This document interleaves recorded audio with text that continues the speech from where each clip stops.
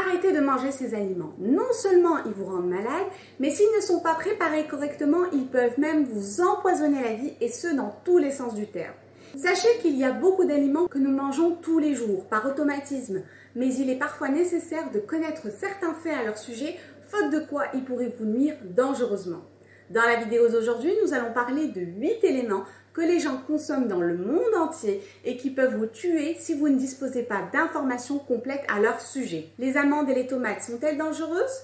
Nous allons parler de tout cela et de bien d'autres choses encore. Alors assurez-vous de rester à l'écoute jusqu'à la fin de la vidéo, car vous risquez d'être surpris. Allez, sans plus attendre, commençons!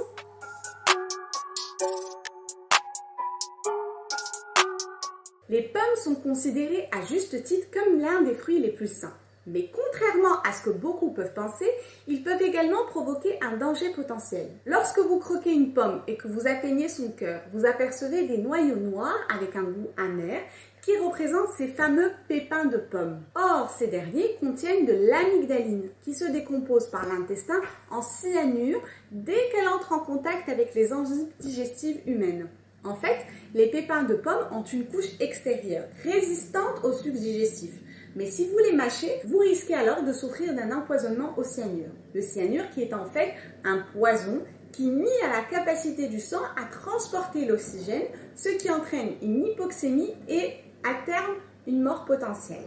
La bonne nouvelle, c'est qu'il faut consommer vraiment beaucoup de pépins de pomme pour provoquer cet effet toxique. Mais par précaution, je vous conseille donc de ne jamais manger ni mâcher ces pépins de pomme et en cas d'accident, les recracher directement.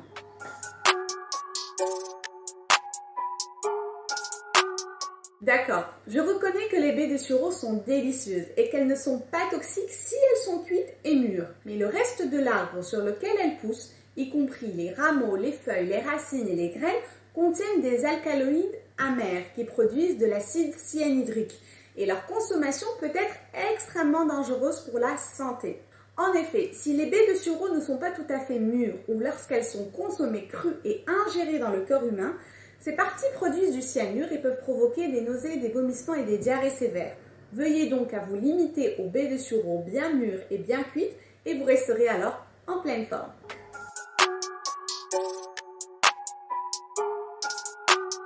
Saviez-vous que beaucoup de légumineuses peuvent provoquer des maux d'estomac lorsqu'elles ne sont pas assez cuites? Mais les haricots rouges, eux, sont certainement les plus dangereux. En effet, les haricots rouges contiennent une protéine naturelle appelée lectine.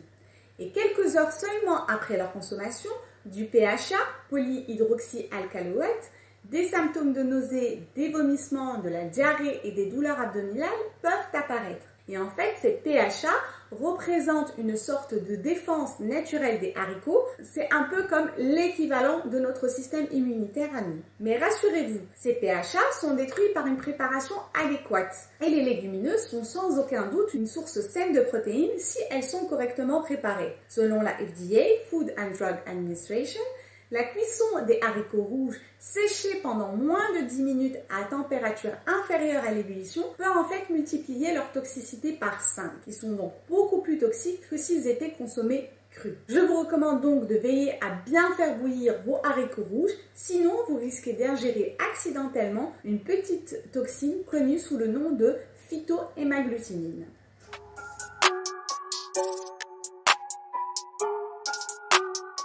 La noix de muscade est l'une des épices les plus savoureuses. Elle a une saveur riche et aromatique et permet d'améliorer le goût de vos préparations culinaires, telles que vos pâtes, vos sauces, etc. Mais sachez qu'à forte dose, l'ingestion excessive de cette épice peut s'avérer fatale. En effet, la noix de muscade contient un composé appelé myristicine. Il s'agit d'une substance psychoactive et cytotoxique qui, à forte dose, peut réellement empoisonner vos systèmes et provoquer la défaillance de vos organes. En fait, le simple fait de consommer 2 à 3 cuillères à café de muscade peut provoquer des crises d'épilepsie, des battements de cœur irréguliers, des nausées, des vertiges, une sécheresse de la bouche, des douleurs et même des hallucinations. Je vous recommande donc de veiller à ne pas exagérer lors de son utilisation, mais rassurez-vous, tant que vous n'ajoutez qu'une toute petite pincée à vos préparations, tout devrait bien se passer.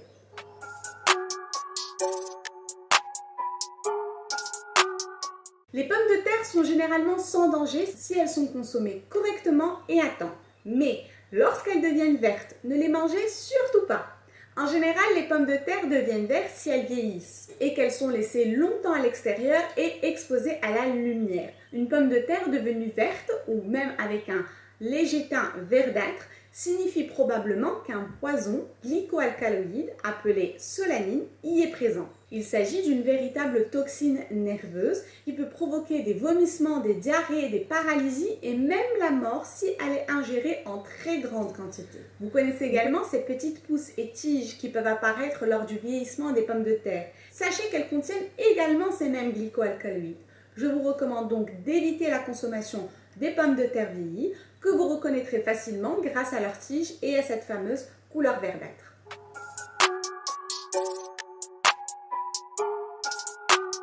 Les tomates sont certes idéales pour vos salades, vos sauces ou encore vos sandwichs. Mais aussi bonnes soient-elles, les feuilles et les tiges de la tomate peuvent être très toxiques car elles contiennent des colloïdes glycoliques et de la solanine qui sont tous les deux toxiques pour l'homme.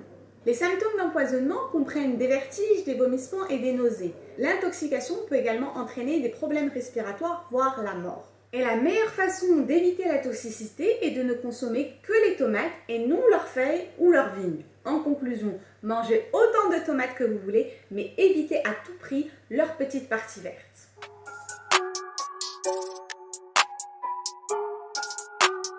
Les cerises sont l'un des fruits les plus appréciés dans le monde entier. Qu'y a-t-il à redire sur ce fruit délicieux? Eh bien, figurez-vous que les noyaux de cerise peuvent être dangereux car ils contiennent de l'amygdaline, qui est en fait une sorte de cyanure. Donc, quelle que soit la tentation, n'avalez jamais de noyaux de cerise, de même pour leurs graines et leurs feuilles d'ailleurs. En fait, sachez que toutes les parties du cerisier sont toxiques, à l'exception du fruit en soi. Je sais que vous êtes probablement en train de vous dire « mais je ne consomme pas de noyaux de cerise de toute façon, je ne consomme que son fruit ». Mais juste au cas où vous en avalez quelques-uns par accident, sachez qu'elles peuvent être très toxiques. Un noyau de cerise rouge contient 3,9 mg de cyanure d'hydrogène. Un noyau de cerise noire en contient 2,7 mg. Mais un noyau de griotte contient 65 mg de cyanure d'hydrogène. Les symptômes d'une exposition au cyanure d'hydrogène sont des douleurs abdominales, des nausées, des maux de tête et d'autres symptômes potentiellement mortels.